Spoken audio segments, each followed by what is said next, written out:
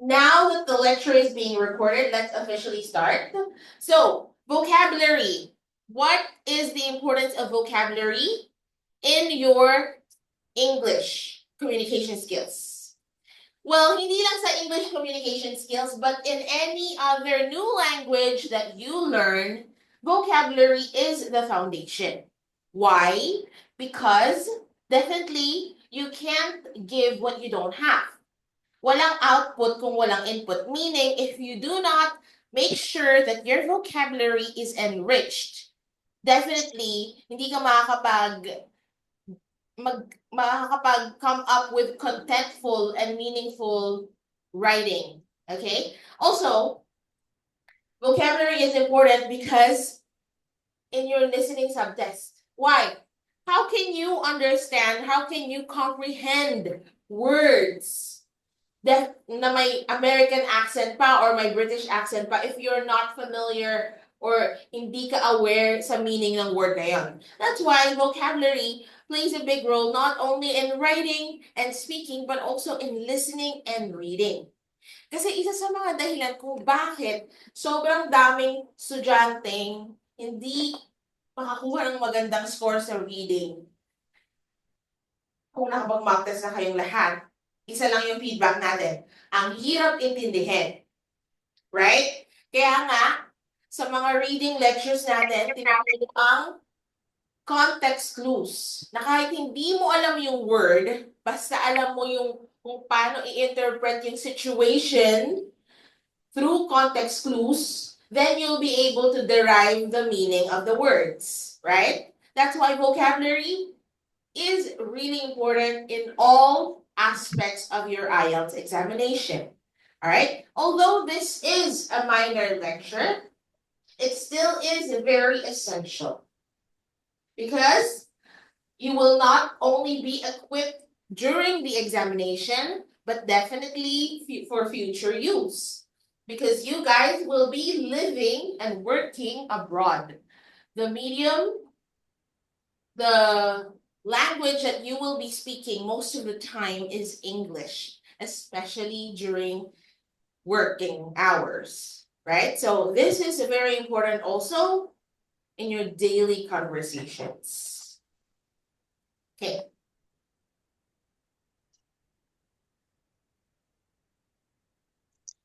All right. So, sino dito yung mga ACAD students? Isa lang. Perfect.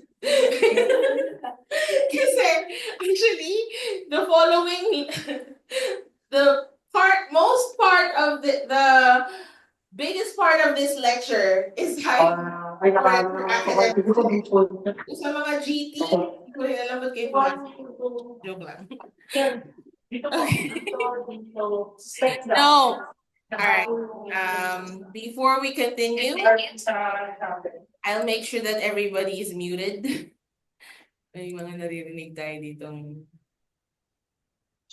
Oh, let's greet the students, the participants here sa Zoom. We have Davina, Christine, RG, Irish, Evangeline. I only know Irish from this group. So the rest, probably hindi ko pa kayo nami-meet. Hopefully, ma-meet ko kayo here sa branch soon. Okay? So yung iba naka-open pa yung camera nila. So, kaway naman kayo sa mga students dito sa Niner, sa branch. Nakikita nila kayo, guys. Say hi! Malamig ba dyan sa Canada? Just kidding. Hindi pala Canada yun. Nasa hospital lang. Okay, so even though this lecture is important for ACAD students because of writing task 1, don't worry.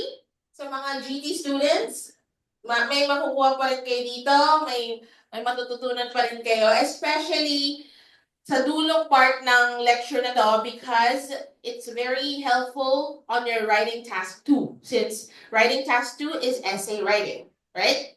Napakaswerte talaga ng mga GT students. Why? Because their writing task 1 is as simple as writing a letter, okay?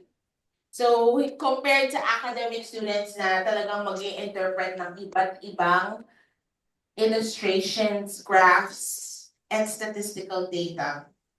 Parang ngayon pala nasa-stress ka na, Joni. Are you okay?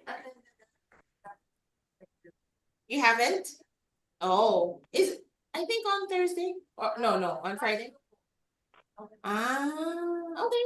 So then probably you can access the link at Wong Chong group chat if you want to, parang gusto mo na ASAP panoorin.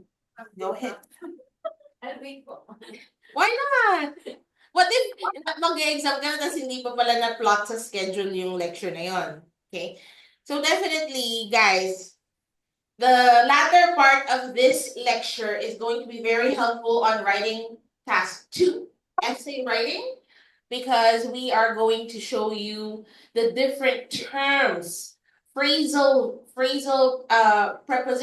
phrases that you could use in writing your introduction, in writing your paragraphs, and of course, in concluding your essay.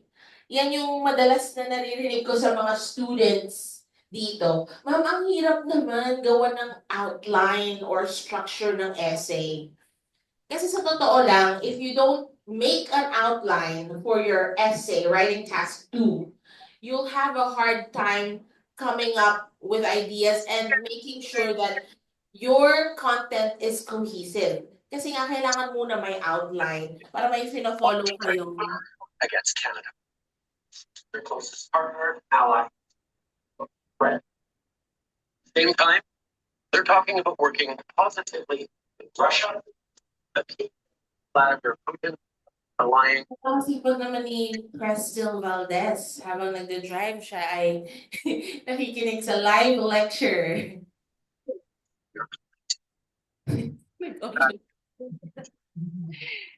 Minumute ko lang lahat. Oh, please don't forget to mute so I don't have to, okay?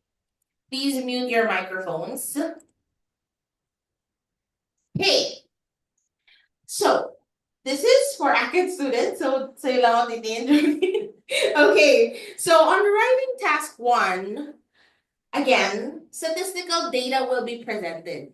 Okay, so there are diagrams, graphs, data, figures, numbers. These are the words that you will most probably encounter. So we have diagrams. Diagrams are illustrations, the maps, flow charts, and process graphs, okay? And then sa graphs and charts, we have the different kinds of graphs. We have line graphs, bar graphs, pie charts, and tables. Okay? So, definitely, marami kayong may encounter na mga percentage, numbers, the amount, the quantity, yan, proportion, ratio, and rate. So definitely, kailangan mo make sure that you're using the correct vocabulary. Because kapag nagkamali tayo sa vocabulary, sa tamang paggamit nito, definitely, hindi lang vocabulary error ang pwedeng i-deduct sa'yo, but you can also be deducted on your grammar points. So, two deductions na yun. Isang vocab, isang grammar. Alright. So, before we move on to discussing these types of how to use these verb phrases, I would like to refresh your memories. What are the different kinds of nouns, types of nouns? Tingnan natin kung naaalala pa natin yung mga natutunan ng LM. Alright. So definitely we have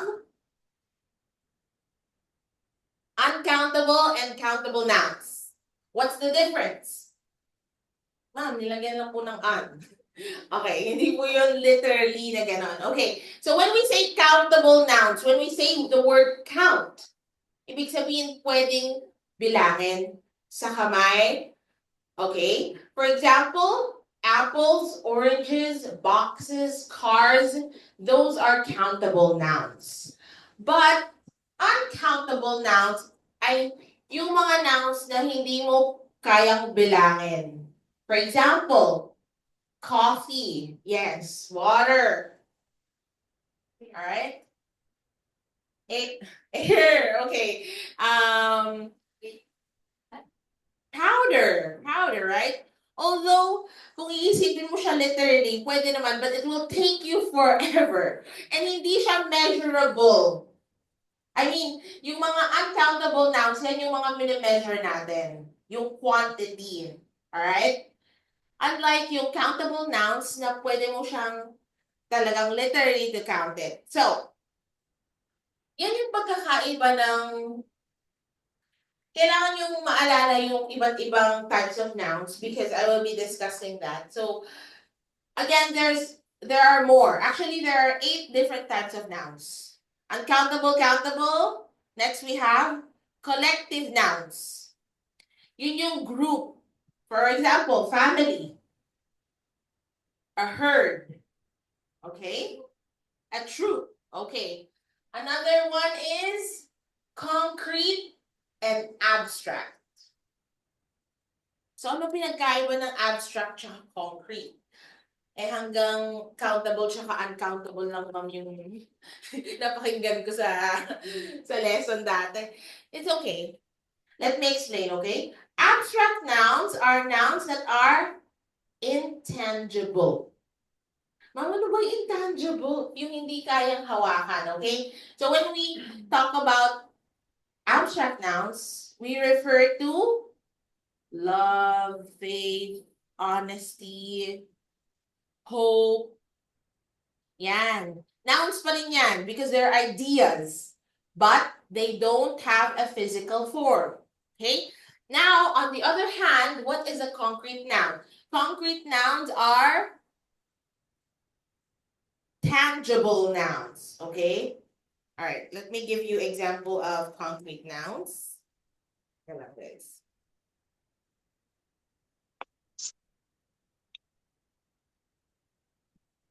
So, ma-identify nyo yan ng madali kasi ang kabaliktaran ng countable is uncountable. Ang kabaliktaran ng abstract ay concrete. So, when we say concrete, those are the tangible nouns, which is trees, houses. Those are concretes, okay? Chair, okay? And then we also have, ayan, common noun and proper noun. Dinidiscuss ko by twos para makita nyo yung opposite, yung contrasting ideas nila, okay? So we have common nouns and proper nouns. When we say proper nouns, we're talking about the name of a person, a city, a place, a brand, country, okay? Yung mga kailangan ng capital letters, yun yung proper nouns. Common nouns naman ay yung mga ordinary nouns na hindi kailangan, na walang names. For example, ABS-CBN network. Ano yun? Proper noun or common noun? Brand yun eh.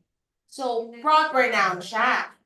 Ngayon yung word na network, yun yung common noun. Kapag hindi ko siya sinamahan ng ABS-CBN at network lang yung ginamit ko na word, that's when the word network becomes common.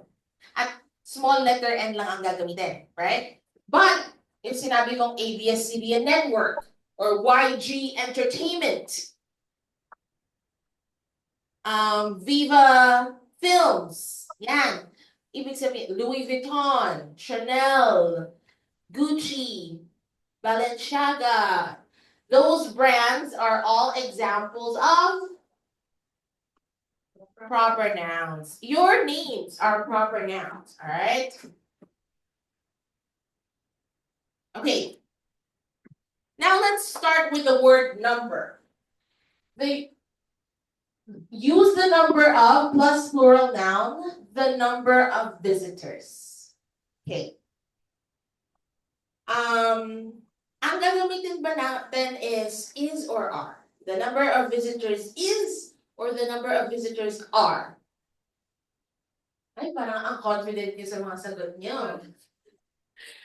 Okay, siguro ang sagot niyo are. Kasi nga, nag-focus kayo sa word na visitors. Nakagamit ba ako dito ng marker?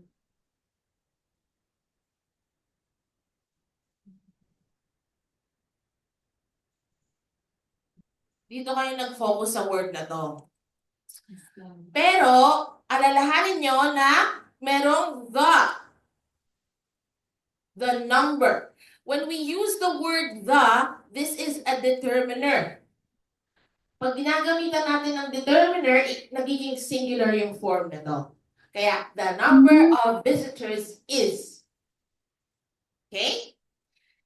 Hindi mo gagamitin yung phrase the number of when you're describing percentages or uncountable nouns. You will only use it with countable nouns such as visitors, individuals, students, the number of students, the number of individuals, the number of employees. Okay? Now, ano pinagkaiba ma'am ng the number of at saka a number of? Are you an ACAD student? Ay, perfect. Tama-tama yung lecture na to. Actually, this lecture is can be highly used by ACAD students. Okay? But then, okay lang, may matututunan din tayo, right? Lang. Ikaw lang talaga yung pumasok, ano? Now, pag ginamitan natin ng a number of, we are referring to indefinite quantity. Pag sinabi natin indefinite quantity, hindi natin alam kung gaano karami. Pag ginamit natin yung a number of sa sentence, we're actually pertaining to a big amount or a big number, all right? So for example, a number of students attended the seminar. Ibig sabihin agad nun, maraming students na dumating, but there is no definite number of students. But when we use the number of students, we are pertaining to a specific figure dun sa pinakitang illustration. That's why we use the number of students. Okay? Now, amount or quantity. Again, since ginagamitan natin ng uncountable noun, yung amount, kasi ito yung mga bagay na minimeasure. Mga bagay na hindi pwedeng bilangin. That's why we use the amount of something or the quantity of something. For example, the amount of money. Don't use it with countable nouns, the amount of person or people. Hindi pwedeng ganyan na. Kasi nga, ito, it is countable. Okay. Other examples of how to use the amount. The amount of water in the tank is below 50%. Okay? The percentage. The amount of water is below minimum. Mga ganon, okay? The amount.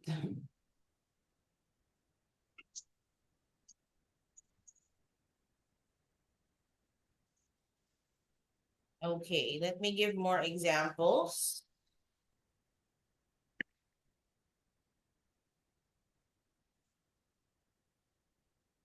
How much the amount of sleep of each individual is very important in order for you to stay focused in your IELTS examination.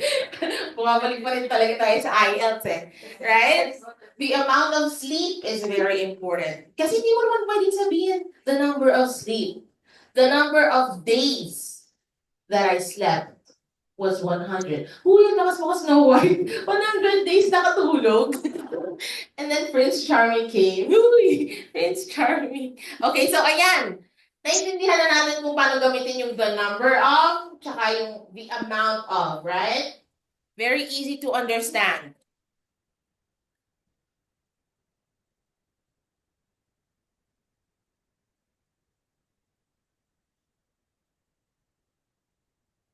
Reach. E-exit ko pa lang muna yan. Okay. Now let's take a look at the word proportion. Proportion. We are aware of the meaning of the word proportion, right? When we say proportion, yan yung half, quarter, okay? Only use this to describe percentages, not numbers. Use the proportion of plus plural noun. The proportion of people. Okay?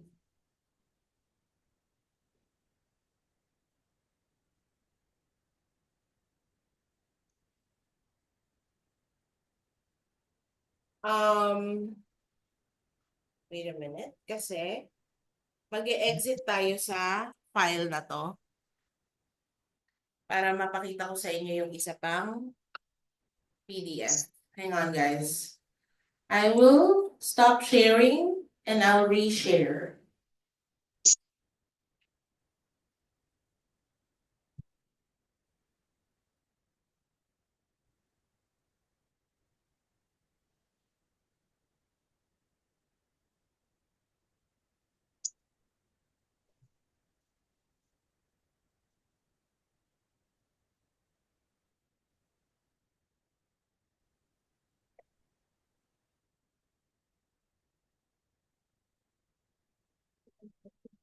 Okay.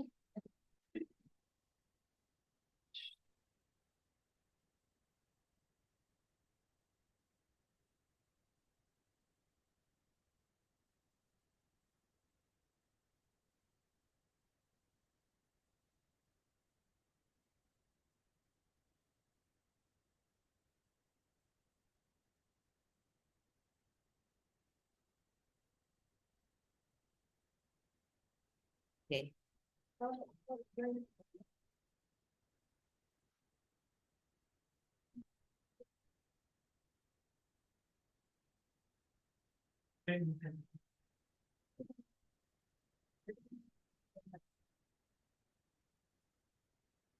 Can you see it?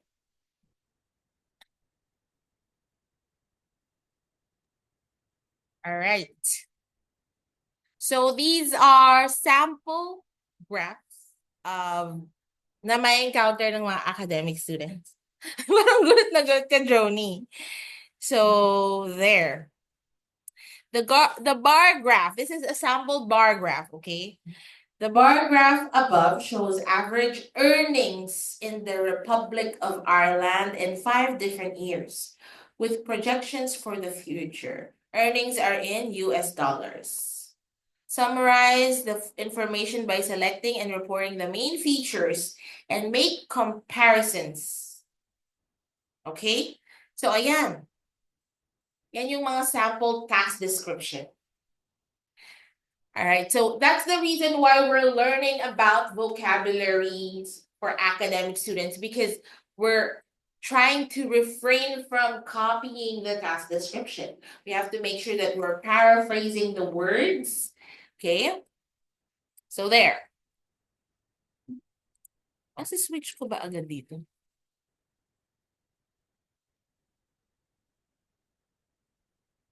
Ang likod sa aparato. Wait lang, guys. Ayan, okay. So there. We use proportion when we're talking about percentages. All right? The proportion of people, the proportion of earnings. Dun sa nakita nating bar graph kanina, the proportion of earnings in the US is different from the years indicated in the bar graph. Figure. Now the word figure, the figure 4 is followed by another plural noun. The figure 4 visitors to the UK. Okay? So, again, gagamitan natin ng uncountable nouns. The figure for unemployment. Meaning, yung figure, it represents a number. Okay? Use it with countries. The figure for Canada. The figure for the US. Earnings, right? It can be used in almost any situation. Okay? Basta when you hear the word figure, definitely we're pertaining to numbers here. Okay? Next. Ratio. When we use the word ratio, we are comparing two different things. Okay? We're comparing the relationship in quantity, amount, or size between two or more things. Okay? So for example, you encounter statistical data that shows a number of population in the school. Okay? So yeah, the ratio of students to teachers in the school is 9:1. Right? So meaning 9 students, 1 teacher, right? Okay. Now the word data can be used as singular and plural. Okay? Now, how do we pronounce the word data? It depends on you. Pwedeng data, pwedeng data. Alright? But then, when you are in the speaking test and you use the word data, please make sure that you're consistent. Kung ginamit mo na yung pronunciation na data, make sure na data ang gagamitin mo all throughout. Hindi yung bigla mong babaguhin in the middle, tapos sabihin mo data, ganun. So, malilito sa'yo. So, depende kasi yan sa kung saan lumaki, saang place ginagamit yung data or data. Okay, so in the US, I think they use data more often. Okay? It can be used as a singular or plural noun, preferably used as an object rather than a subject to avoid confusions with the use of singular or plural verbs. The data shows, the graph shows data on students or students' tardiness. Okay, so the data shows, pwede natin gamitin the data shows or the data show. Yes, you can use it singular and plural. Okay? However, pag ginamitan mo ng the graph shows data, so dito ka magpe-pertain. So, isang graph lang, singular noun, and then singular form of the verb. Remember, kapag singular ang noun, walang S, the graph. Okay? The picture, the photo, the car. Now, pag naman ang verb, singular, may S naman siya. Kapag plural siya, wala siyang S. Okay? The tables show, the graph shows data on students. Yan. Okay, do you understand the difference? You only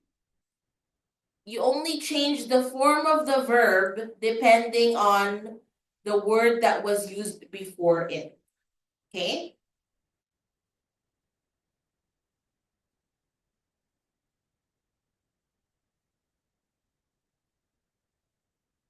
Okay. These are the words that you could use when you are introducing your writing task 1 for academic students. Again, let me repeat. Shows, depicts, illustrates, presents, provides, describes, compares. Don't worry, we will be giving you a handout.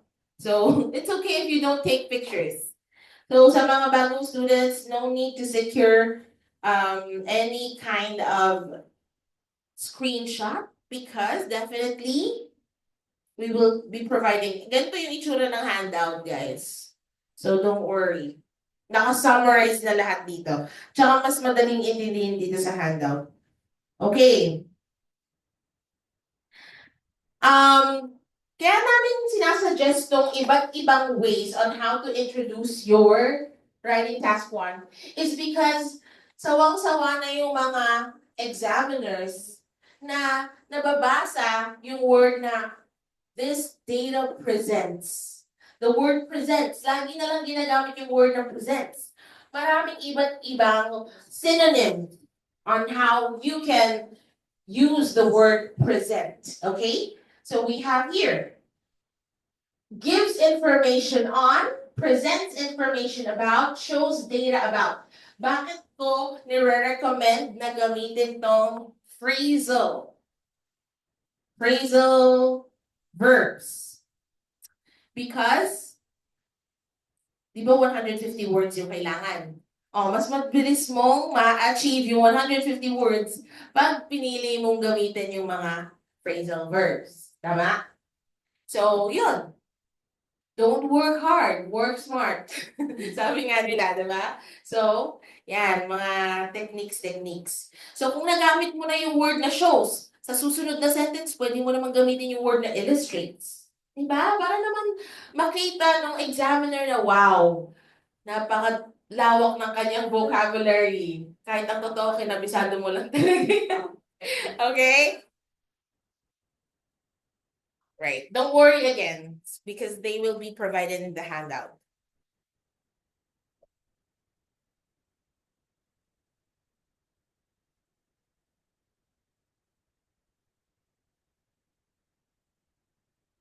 Okay.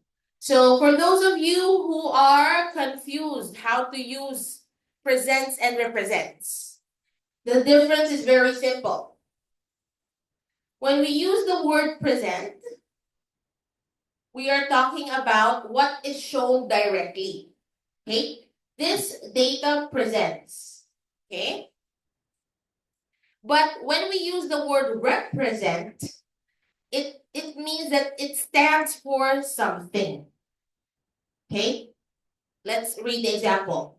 The chart presents the number of students in Gresham College. So ayan, it directly talks about the number of students. Now, represent. Single women without children represented 54% of the total population. So, kaya natin ginamit yung represented because meron siyang tinutukoy na data, which is 54%. Okay? So, ang single women daw without children, represented 54% of the total population. Okay?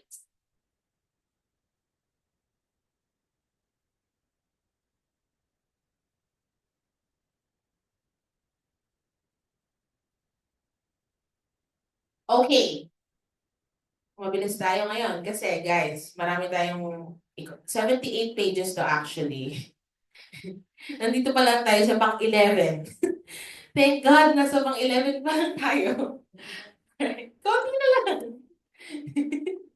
Okay, so here, now we're going to talk about time expressions. Why are time expressions so important? Okay, para mas maging specific yung tinutukoy nyo in your writing, it's much better for you to use time expressions. Time expressions will directly and mas yung tinutukoy nyo dun sa writing is more specific. Yeah, that's the word that I'm looking for. More specific when you use time expressions, okay? Remember, the word in December in 2025, it simply means there is no definite date. Okay? Kapag ginamit mo yung word na on, there is a specific date. On May 19th, 2025. Now, when is your birthday? It's in May. Kung ayaw mong i-expose yung birthday mo. So, sabihin mo lang, it's in May. Ganun. So, yan. In December, the figures show that there is a surge or a decline. It's declining. Mga ganyan. In 2005, now if you want to talk about what the data that happened from 2001 to 2010, you can use this time expression. From 2001 to 2010, ito yung naipakitang changes dun sa statistical information na nakalagay sa mga graphs or kung ano mang figures na makikita nyo doon. Okay? Now, when we use the word by, okay, by 1998, ibig sabihin, we're talking about something that happened or will happen in the future. By 2050, the population of the Philippines will rise 50%. Grabe. Ang laki na ng population, mag-rise pa. So, or pwede rin itong tinutukoy yung mga pangyayari in the past. So, for example, may nakita kayong data. By 1998, ito yung naging changes, nag-decline or nag-increase, nag-decrease. And then we also have between. Over a period of 10 years, over a 10-year period, meaning after 10 years na nakalipas, during the period. In the first half of the year, pag ginamit natin tong in the first half of the year, what are we talking about? In the first 6 months. Okay, in the first 6 months. First quarter, yun yung 3 months. So, nandito na tayo sa first quarter actually. Patapos na yung first quarter. Hindi, first week pa lang pala ng March. So, nasa first quarter na tayo agad ng 2025. Parang kahapon lang nagse-celebrate tayo ng New Year, di ba? Ngayon, March 5 na pala. So, second quarter, yun yung half of the year. Third quarter, yun yung September. And then last quarter is definitely October, November, December. Yan, okay? Ayan, alala ko na naman yung mga reports na tatapusin ko. Quarterly kasi kami nagre-report dun sa work eh. For the first quarter of the year, pwedeng in the first or for the first. Depending on the context, again, okay? Kapag in, ibig sabihin nangyari yon within the first half of the year. So, pwedeng January, February, March, April, May, June. Hanggang June pala yung 6 months. Okay, di talaga siya marunong magbilang. Okay, for the first quarter naman, yun yung January, February, March. The last quarter, ayan, and-explain ko rin kanina. During the first decade, when we say decade, we're talking about 10 years, right? May nagsagot dito, sabi. Uy, nag-cursive pa nga. Decade? 100 years? No. Century. Okay. In the 1980s. So, ibig sabihin, kahit anong month, basta year 1980s. Okay? In the mid-70s, ibig sabihin na to, 70s to 75. Right? Yun yung half. Kasi pag sinabing in the late 70s, ibig sabihin 75 years pataas, right? In 10 years, again, yan, decade ulit yan. So these are the time expressions that you could use when you're writing task 1. Do you have any questions?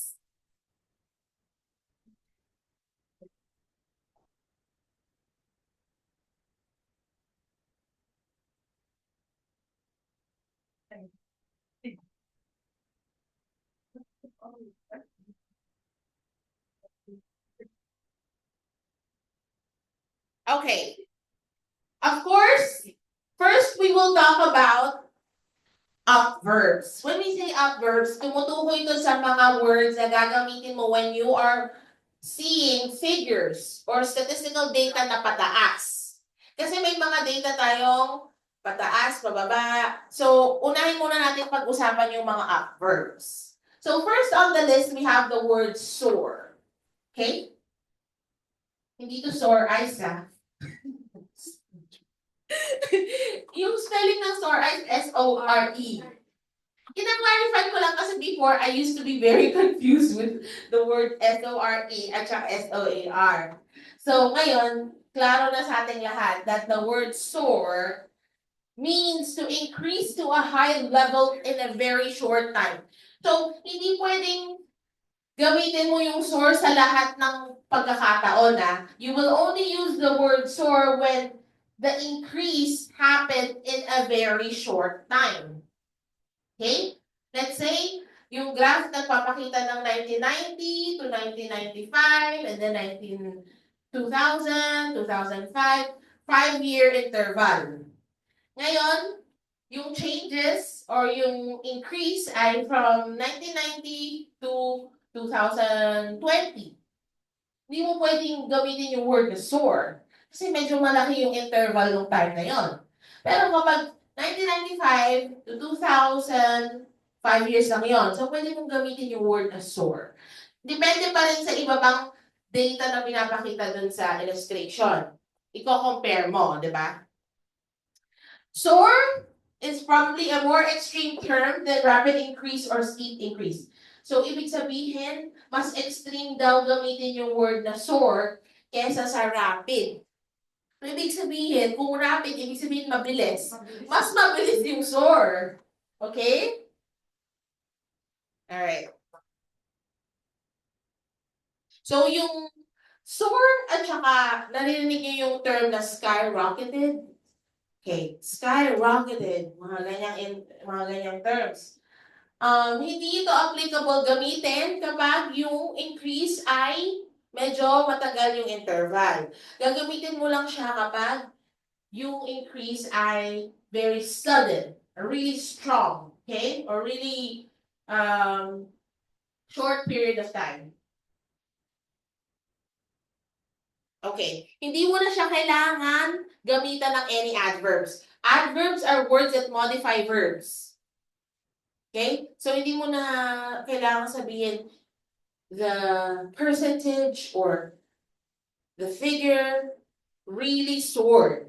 Hindi mo na gagamitan ng really or highly soared. So, okay lang na gamitin mo siya as is. Soar or rocket. Yung iba naman, ginagamit yung term na skyrocketed. Tingnan natin kung pwede. Check. I-double check natin para sure.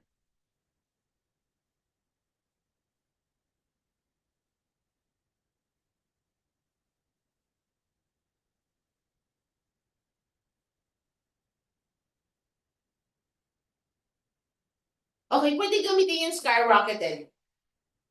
Imagine niyo daw na yung fireworks, yun, ganun siya kabilis. Ganun, okay? Okay, now we have another adverb. The next adverb is leap. It also shows a large and sudden rise. And again, hindi mo na kailangan gamitan ng any kind of adverb because pag sinabi mong leap, hindi siya yung jump lang Kasi pag jump, as in tumalon ka lang dyan, right? Pero yung leap, pang kangaroo levels na yun. Sa mga papuntang Australia dyan. Di ba kasi yung kangaroo, malakas siya tumalon. So, leap na tawag doon, hindi na... Tsaka merong isang sport sa Olympics. Nakalimutan ko na yung name ng sport. Yung may hawak na parang pole. Tapos, tuwan-tuwa kayo sa ganun kasi yung iba hindi nakakaikot. Na-imagine nyo? Alright.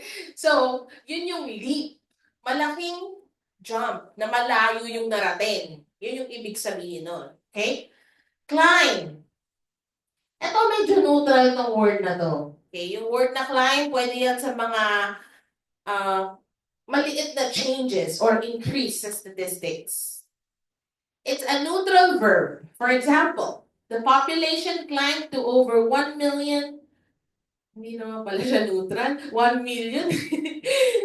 The population climbed to over 1 million by 1980. Kung ginamit natin yung word na climb to describe that the population increased 1 million. So, if gagamitin natin yung leap, mas higit pa doon. Kailangan 10 million, ganyan.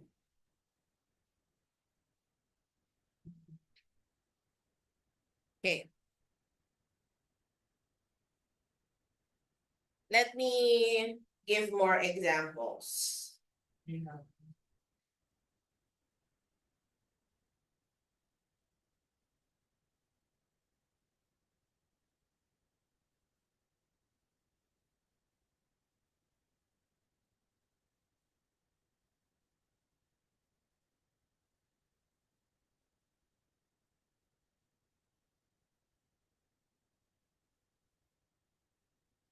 Okay.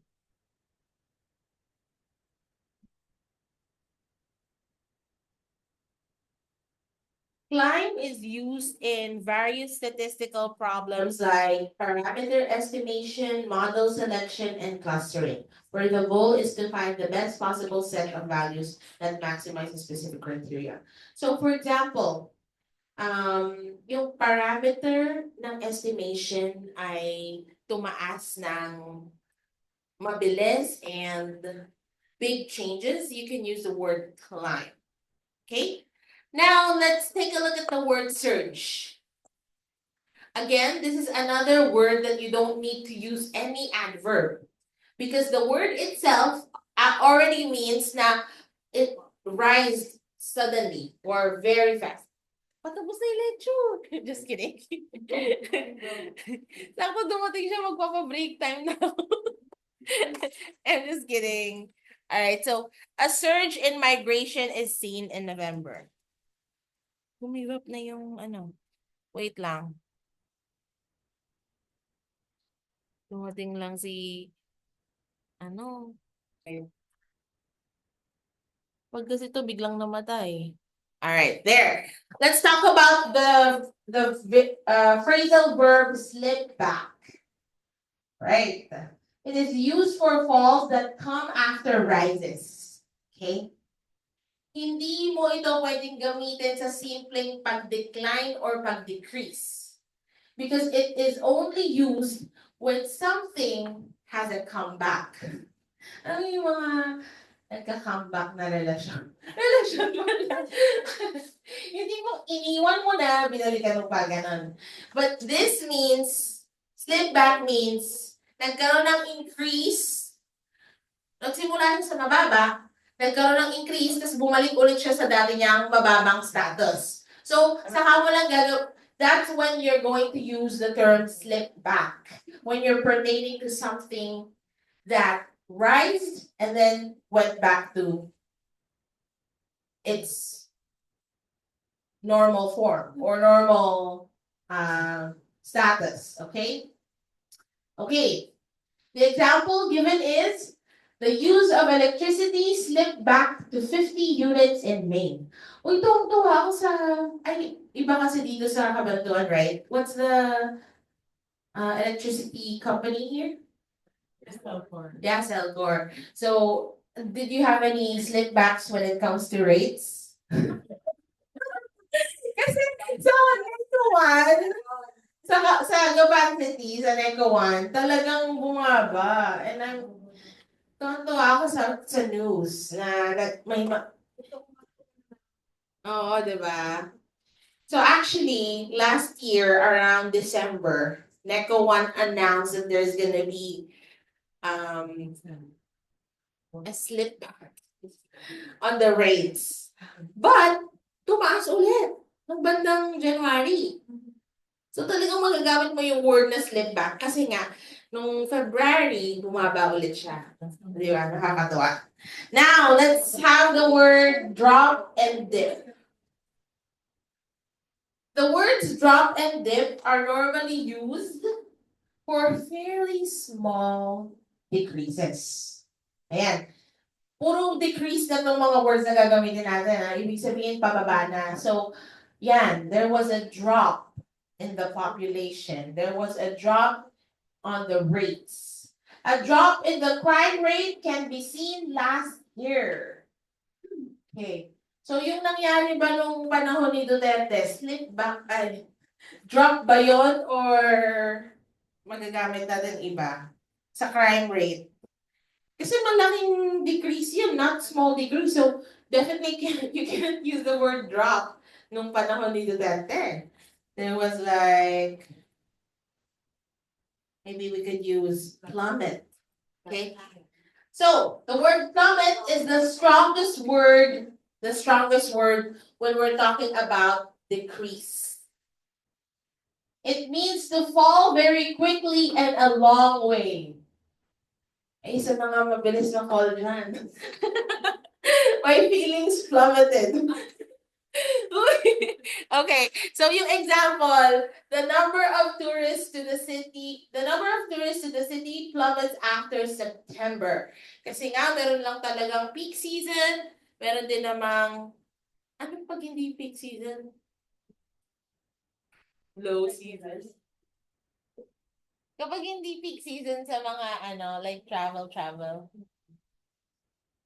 Neutral. Normal days. Gusto ko yung normal days. Okay, so pag peak season sa mga tourist destination, pwede mong magamit yung word na plummet. Kasi talagang, ay hindi, pag peak season, tas nawala na yung peak season. Alright.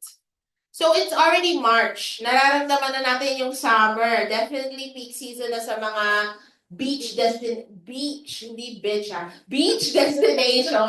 Ayan, yung mga hindi umatan ng pronunciation lectures. Okay, sa mga beach destinations like Boracay, Palawan, one of the most famous these days is Siargao, right? So after the peak season, the number of tourists in those destinations plummets. After July, kasi nga rainy season na sa Philippines. Nire-relate ko lang sa mga situation natin din sa Philippines. Alright, next we have plunge. Similar with the usage of the word plummet, kasi ibig sabihin din ng plunge is extreme fall. Alam niyo yung mga videos ng mga daredevil sa daredevil talaga sa YouTube, yung mga tumatalon sila sa mga matataas na cliff, right? So they take the plunge from those cliff sa mga cliff, pag nag-cliff diving. Actually, I just recently watched a video of a guy. I think it was 160 meters. Mataas ba yun? Mataas yun, no. It was 160 meters high. Tapos umikot-ikot siya sa ere. Then, akala ko magda-dive siya ng una yung ganito. As in, flat na pa ganun. Di ba? Ang sakit sa katawan nun. Can you imagine that? Di ba? Nag-dive siya. He took the plunge. O yan, gamitin natin yung mga words na kailangan. Hindi naman academically used. Pero yun nga, he took the plunge. Kasi 160 meters above the sky. It was like a cliff. And then, umikot-ikot siya. Parang nag-exhibition pa siya sa ere. Ending, flat yung pagkakabagsak. OMG. Speaking of pagtalon, I have bad news. Wait lang. Baka hindi ko na ito isama sa recording.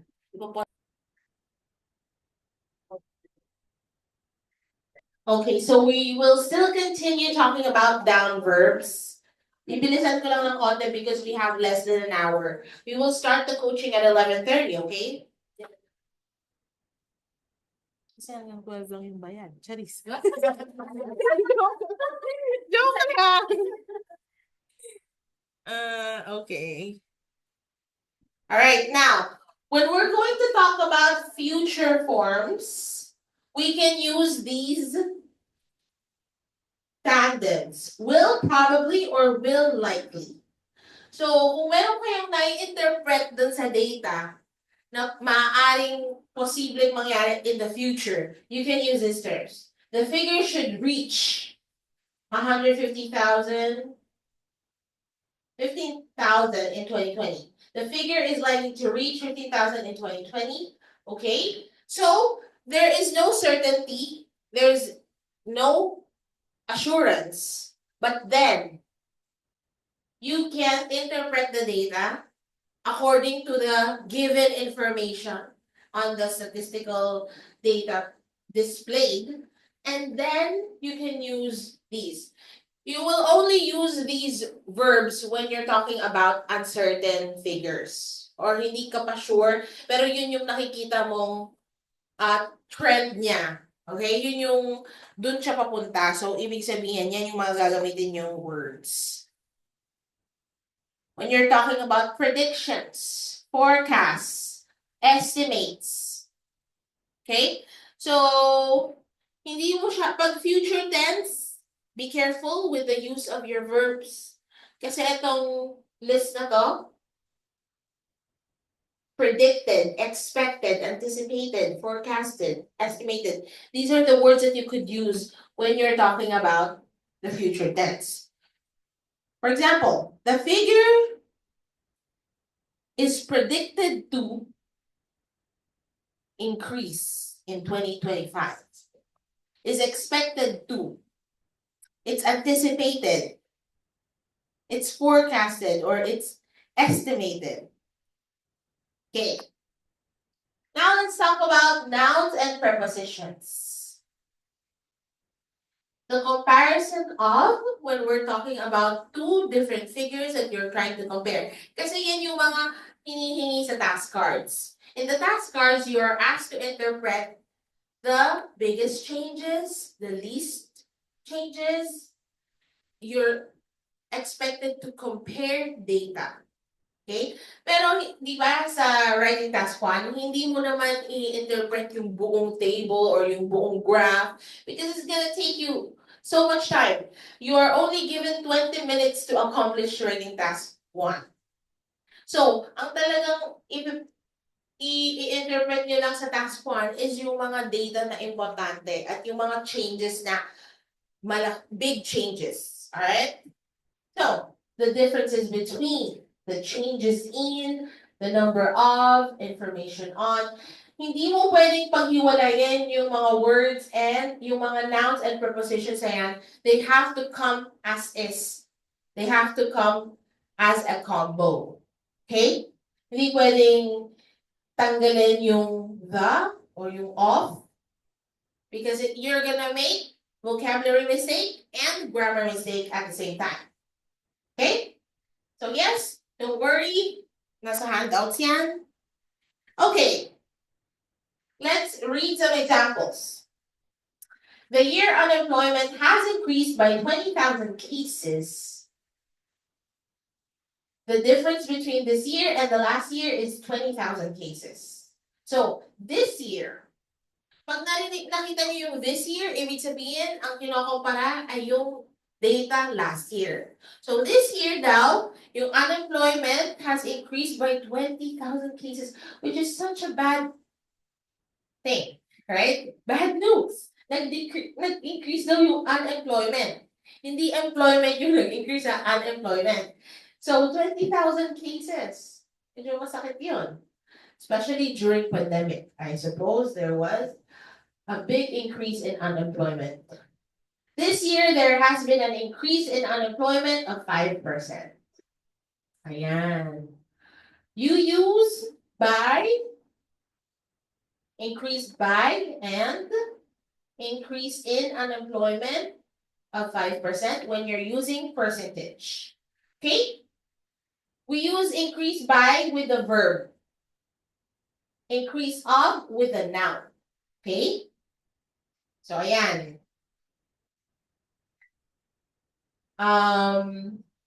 Increased by, it's followed by the preposition by.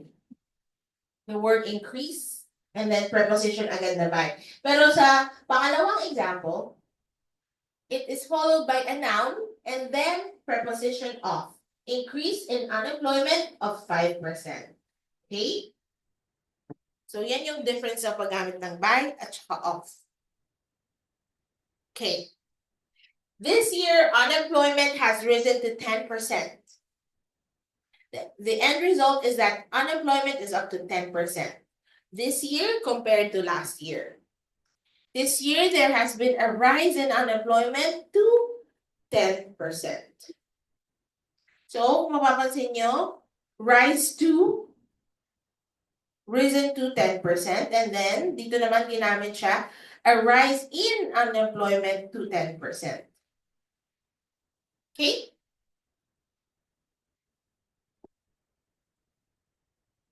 Supplement use peaked at 25% in April. It reached a peak of 25% in April.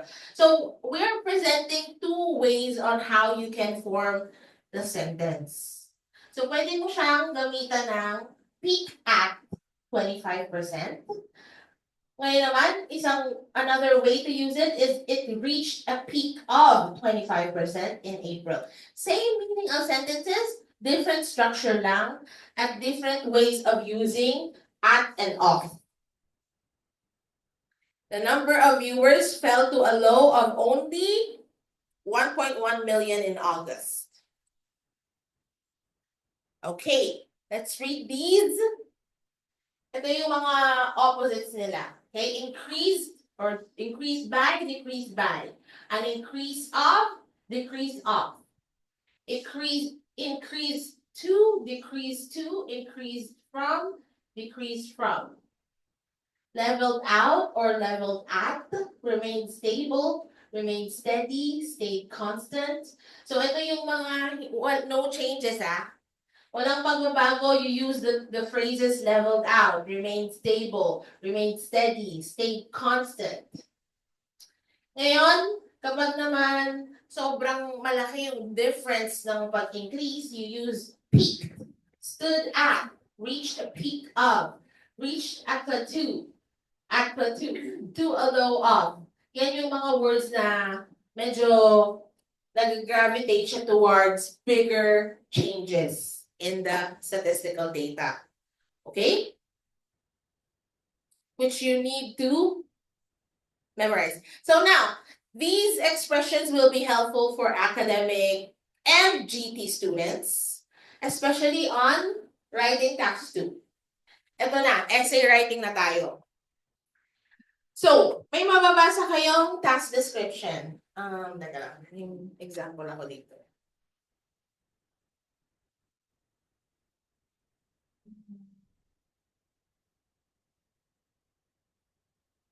Task description. Essay. Okay.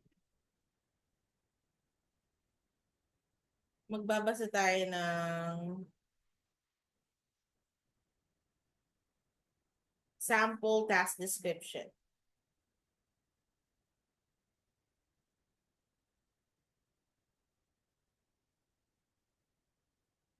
So we have 5 common IELTS writing task 2 questions. We have opinion-based, agree or disagree. Yan yung mga agree or disagree. Meron ding advantages and disadvantages, solution and problem, discussion, yung discuss both views, and then 2-part question. Okay, so again, once you read your task description, you should never copy what's written on the task description. What should you do? Paraphrase. Okay? Of course, you can use the words na importante. Pwede namang ulitin. But if you can think of a synonym to use, then it's much better to use a synonym. Okay? So when you're writing an introduction, these are the parts that you are going to, these are the phrases that you could use. Okay? At in the beginning, in the first year, in 1999, during, over the next years, over the next, for the following. Basta dapat hindi kayo maubusan ng vocabulary words na gagamitin. Okay? Okay, now when you're writing about a procedure or a process, these are the phrases that you could use. In the first stage is when, the process begins, the process starts, the process commences when, the process begins with. Okay? Nandito pa pala tayo sa task 1. And then, ayan, this is a list of words that you could use when you're in the middle of writing the process. Okay? Then next, after, wag pa ulit-ulit yung paggamit ng afterwards or next. Pwedeng iba-iba. Okay? Pwede mo din gamitan the first step, the second step, and then the last step, pwedeng ganon. And these are what you use when you're going to conclude the writing task, okay? The last stage, finally, ultimately, eventually, the last or final stage is when, the process ends when, the process ends with, and finally.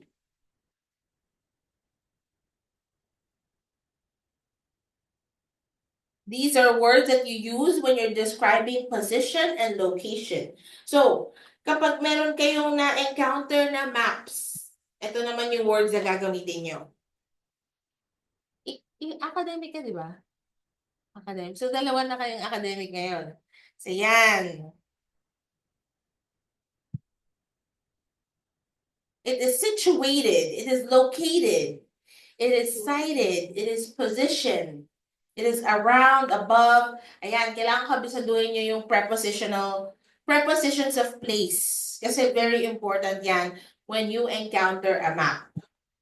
Sa mga GT students, wala kayong ma-encounter na ganyan, so huwag nyo nang alalahanin. Alright? Pero, magagamit nyo to sa listening. Kasi di ba sa listening, meron ding mga maps. So, kailangan kabisado nyo ano ibig sabihin ng around, above, in position, ganyan. Kasi sa listening test nyo, may mga maps din. Sobrang nakakalito pag maps, no? Ang hirap sundan. Kasi iba-ibahin pa niya yung mga words eh. So, lilituhin ka niya talaga. So, kailangan, ang swerte mo pag hindi maps yung napunta sa'yo. At the center, along, off, across from, ibig sabihin, sa tapat. Opposite, parallel, close to, adjacent to, next to, beside, surrounding, nakapaligid, at the rear, at the front, in front of, beside, behind, next to, nearby, beyond. Ayan. Ibig sabihin ng beyond, higit pa doon. Okay? Wait lang. Before I move on.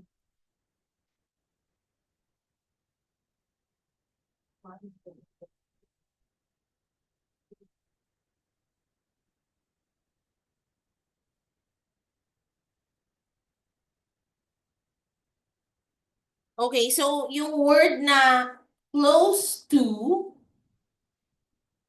adjacent to, next to, beside, magkakamukha lang yan. Same lang ng ibig sabihin yan. Close to, adjacent to, next to, beside. Pero mas specific yung next to tsaka beside kasi ibig sabihin katabi lang. Okay? Okay, next. Ayan. These are useful vocabularies for describing maps. So you have to be very familiar with these terms, such as residential area. When we say residential area, we're talking about where you live, where people live, houses, okay, apartments. Industrial area is an area that has a lot of factories, okay? Commercial area, areas that have a lot of stores, businesses. Woodland. When we say woodland, we're referring to a lot of trees or forests. From the word woodland, hindi na kayo malilito doon, di ba? Sinabi na kang woodland. Next, we have intersection. The point where several streets meet. So, meron siyang pa-cross na gano'n, intersection. Next, we have proximity. Proximity talks about the closeness of the area. Okay. The word change means to modify. Okay. Construct means to build. Ayan, alam na natin mga words na yan. Relocate. Okay, to move a structure or facility to a different location. Demolish. Alam din natin, familiar na rin kayo sa word na yan. Ibig sabihin, yung building, dinemolish, as in, nirect na yung building. Ang plan doon is to rebuild something, probably, or to just really remove it kasi baka sobrang luma na ng bahay or ng structure. So, kailangan nang i-demolish. Replace. To take the place of or to substitute for something. Replace, ibig sabihin, papalitan lang yung isang bagay. Kagaya ng pagpapalit niya sa'yo. Next, we have the word expand. Ibig sabihin, ito yung store mo, nag-expand ka ng business.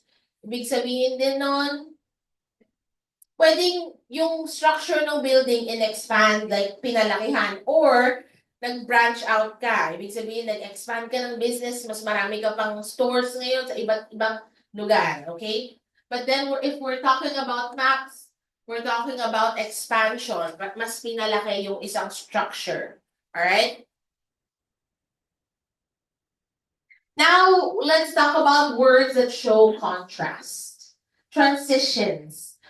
Alam niyo ba, very important na gumamit ng transition words or transition signals. Why?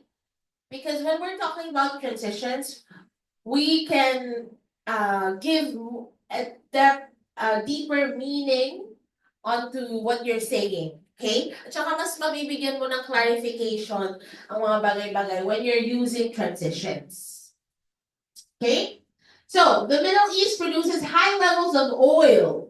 However, Japan produces none. Kung mapapansin nyo, gagamitin yung word na however when we are presenting two contrasting ideas. Okay? Ibig sabihin, una, positive yung statement, followed by a negative statement. So, it says here, the Middle East produces high levels of oil. Ayan. It's a good thing. They produce high levels of oil. However, Japan produces none. Wala daw na-produce ang Japan. Okay? Another example is, i-simplify natin yung example.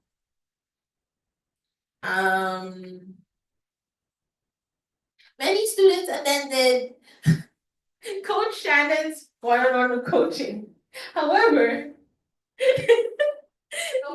nobody attended Sir Kevin's one-on-one coaching. Charot lang. Yun yung ibig sabihin. Why? Because they feel so intimidated. Yung mga ganun lang. Sir Kevin, no? Tapos napanood niyo pala yung replay na to, no? Alright, next. The number of male smokers in 2000 stood at 20% compared to 15% of the female population. Ayan. Compared to, very easy to use because you're just literally comparing two different figures, right? 20% and 15%. And we have male and female population of smokers. Next. In contrast, the most popular form of holiday among the Welsh was self-catering, with over 60% choosing to cook for themselves. In contrast, only 5% of the English chose this form of vacation, and hotel accommodation was much more popular at 48%. So, ayan. Yung popular holiday daw among the Welsh people is self-catering. Pero daw yung sa mga English people, mas popular sa kanila yung hotel accommodation. Self-catering, yun yung, di ba, magbubuka ng Airbnb. Siyempre sa Airbnb, ando na yung kitchenware. Di ba yung mga uso ngayon, yung magdadala ka lang ng mga napamalengke mo, and then magluluto-luto kayo dun sa private resort. Yun daw yung self-catering. Yung hotel accommodation, yun yung you're just gonna dine in at the hotel's restaurant, ganyan.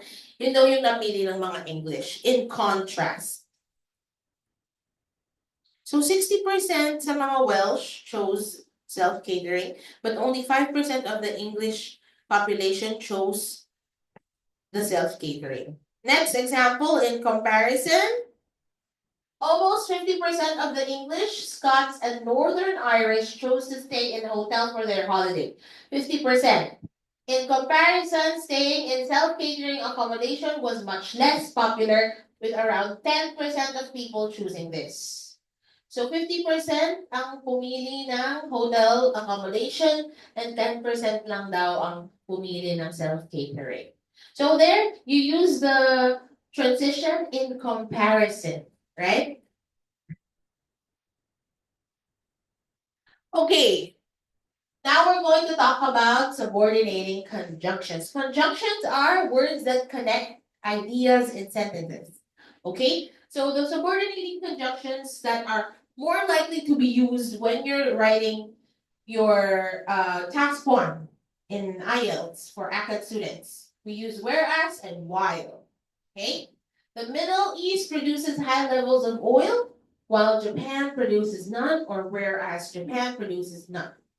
Pwede namang ilagay siya sa umpisa ng sentence. Pero kailangan may kasunod na dependent clause. Isang independent clause, isang dependent clause. Whereas the Middle East produces high levels of oil. Independent clause yun because it cannot stand on its own. It's not a complete idea, right? Followed by Japan produces none. Complete na yung idea na yun kasi we have a subject and we have a predicate. Japan produces none, right? So, ganyan mo lang pwedeng gamitin yung word na while tsaka whereas when you are combining an independent clause and a dependent clause. Now, the use of the word although. Although the Middle East produced 100 tons oil, Japan produced none. Same lang din siya ng paggamit. Pero, when you're using although, gagamitan mo muna siya ng positive statement and then it will be followed by a negative statement. Although I was able to attend the party, most of the students failed to attend. Mga ganun, okay? So, ako naka-attend ako, pero yung mga students hindi. Ganyan. Although 6 of my students passed the IELTS, 3 of them failed. Mga ganon. Pero sana naman hindi. Sana lahat makapasa, right? Okay. Now, these are terms that you could use when you're showing similarity. When we say similarity, may pagkakahawig or same in nature. All right? So, we have the percentage of females and males who studied languages at university were very similar. A similar amount of gas and electricity at around 20% was used in homes. The percentage of females who studied at university in 2011 was almost exactly the same as in 2012. Ayan, ina-encourage ko kayo na gamitin nyo yung mga ganyang phrasal words because it's additional words sa kailangan yung i-complete na 150 words. Pero alalahanin nyo, uunahin nyo lagi ang writing task 2. Kasi 250 words yon. At mas makakasecure kayo ng mataas na score kapag na-accomplish nyo yung 250 words compared sa writing task 1 na 150 words lang. Wait lang, nakakapagod.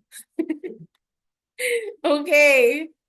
So, do you have any questions about these words or phrasal expressions? Almost exactly the same as. A similar amount. Hindi sila exactly the same, pero very close. Dyan yung gagamitin yung mga phrases na to.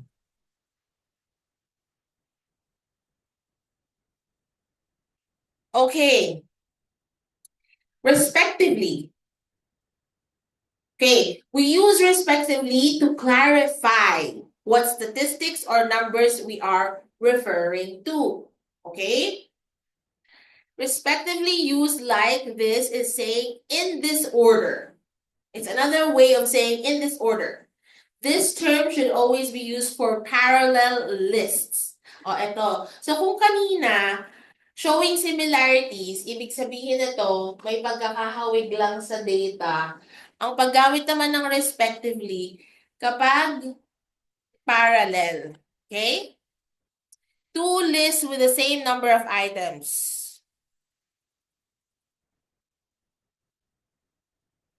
It should always be preceded and followed by a comma. Respectively yours. Respectfully pala, hindi pala respectively. Yun yung, sorry guys. Mali. Respectively, comma, and then give the data. Respectfully yours, yun yung sa letter, guys. Respectfully yours. Okay. The word allocate. Napunta. Okay? Allocated means it was spent or doon nilaan. Yun yung Tagalog ng allocate. Inilaan. Alright? At the example is a large proportion of the budget needs to be allocated to research and development. A large proportion of my allowance is allocated to Sa shopping. Estudyante ko pa lang yung ano mo, yung allowance mo pang shopping na pala eh. No? Okay. Comprise. Ibig sabihin ng comprise, it's similar to consist. Okay? Women and children comprise 70% of the hospital's patients. Ibig sabihin, yung 70% ng mga pasyente sa ospital ay women and children.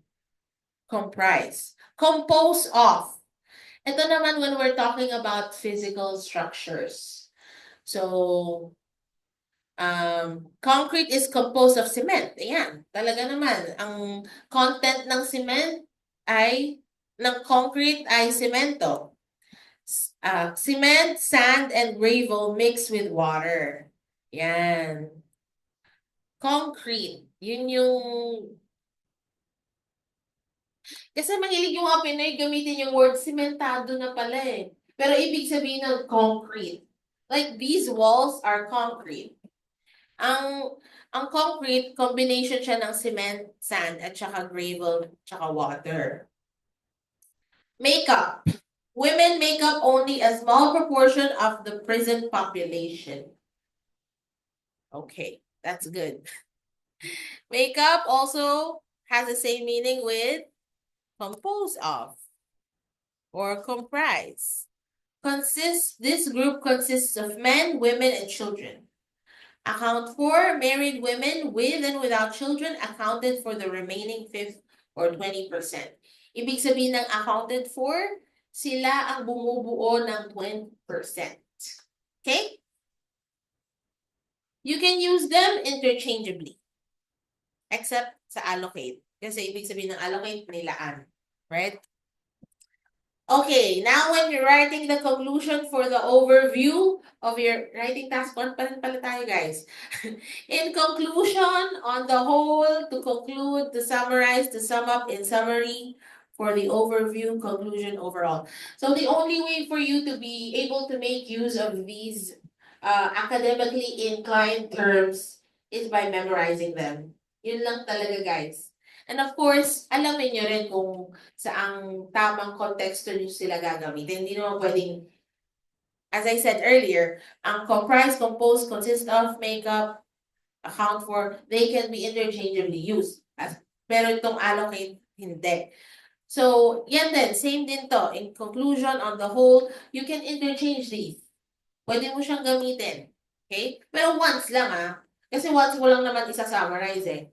Hindi mo siya pwedeng i-summarize sa body paragraph. Doon lang siya sa last paragraph, which is your conclusion. Ay, sa wakas nakarating din. All throughout, we were talking about writing task 1. So now we will talk about writing task 2. Okay. Making general statements. This is the list of words and phrases that you could use. Okay. Basahin nyo na lang yan later sa handouts. Dito na tayo. Synonyms for advantages and disadvantages. Benefits and drawbacks. Pros and cons. Downsides. Yung ibig sabihin ng downside, disadvantage. Kasi isipin nyo yung mga examiner. Nag-check sila ng mga writing papers nyo. Tapos paulit-ulit nyo lang ginagamit yung word na advantages, disadvantages. Diba? It's so repetitive. So, ibaguhin mo naman ng konti. Pwede namang benefits and drawbacks. Pwede namang pros and cons. Downsides. Or the good points. The good things. So, synonyms for good and bad. Positive and negative. Favorable and unfavorable. Desirable and undesirable. Beneficial and detrimental. So, ibig sabihin ng beneficial, good, detrimental, bad. Right? Okay, do you have any questions about these synonyms?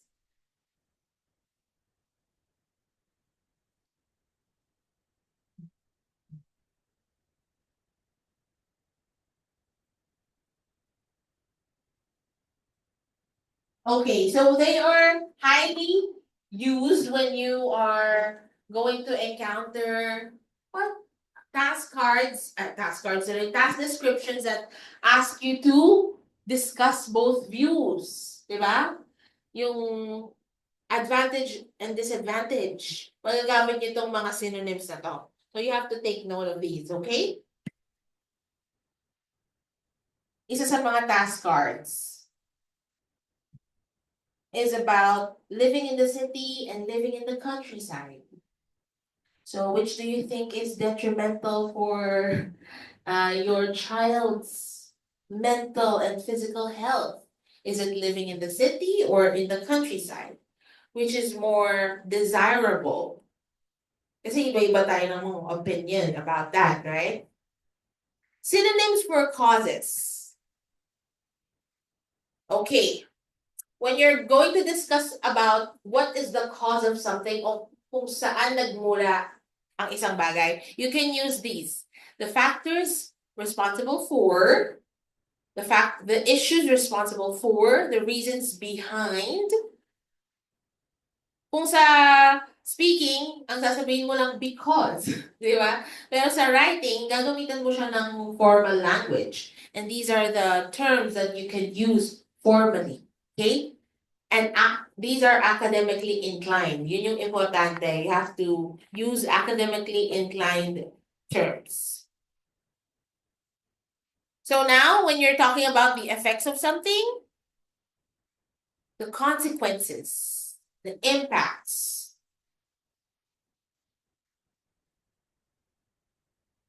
Ano na ngayon natanong sa akin nung nag-exam ako? Let me try to remember. Okay. Yung essay topic ko nung nag-exam ako is about commercial at saka advertisements eh. Kung paano daw nakaka-affect ang mga... Ha? Sige nga, ano yung topic nga ulit? Ano po, kung paano daw nakaka-affect sa mga tao na hindi mag-base din sa advertisement or bumili ng product na yun. Or kung paano nakakatulong yung advertisement. Yeah, I think I had a similar topic. So in that case, you have to discuss, ano yung Ano po task ma'am, description? pipili ka daw po doon kung anong side yung i-explain. Okay. So I think that's what category does that fall under? If babasahin mo yung pinaka-task card, mas mabilis natin ma-identify sana.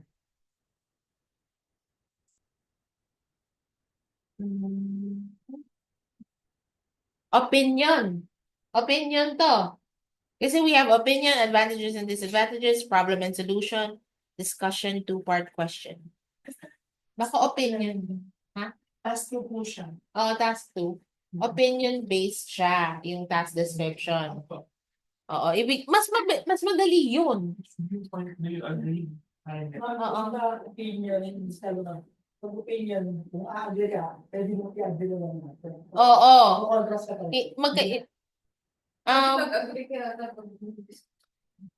Pwede kang mag-present ng nalalaman mo about two sides, pero sa dulo, kailangan magbigay ka ng isang stand, tapos paninindigan mo na yon. Kailangan consistent ka.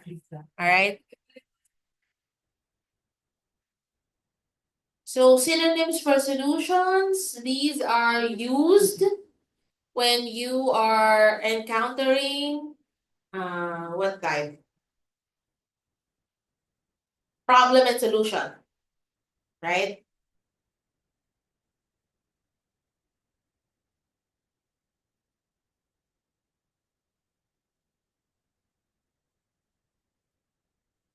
Problem solution questions are one of the most common IELTS writing task 2 questions on the academic paper.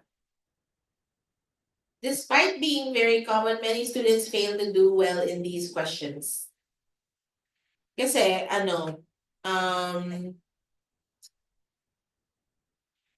minsan kasi sa problem and solution, nagsistick lang yung mga students sa very, like, one idea lang, one problem, one solution lang. So, ang gusto kasi dun sa pinaka-exam, sa IELTS, is makapag-present ka ng more ideas, okay? Magbigay ka pa ng a number of problems and a number of solutions. Yun yung gustong mangyari doon, okay? Alright, so don't worry guys because all these will be included. Yan. May nakalagay naman sa bawat table, like giving example, these are the ways how to start, giving an explanation, clarifying an opinion to be more precise, drawing a conclusion. So yan, naka-categorize na bawat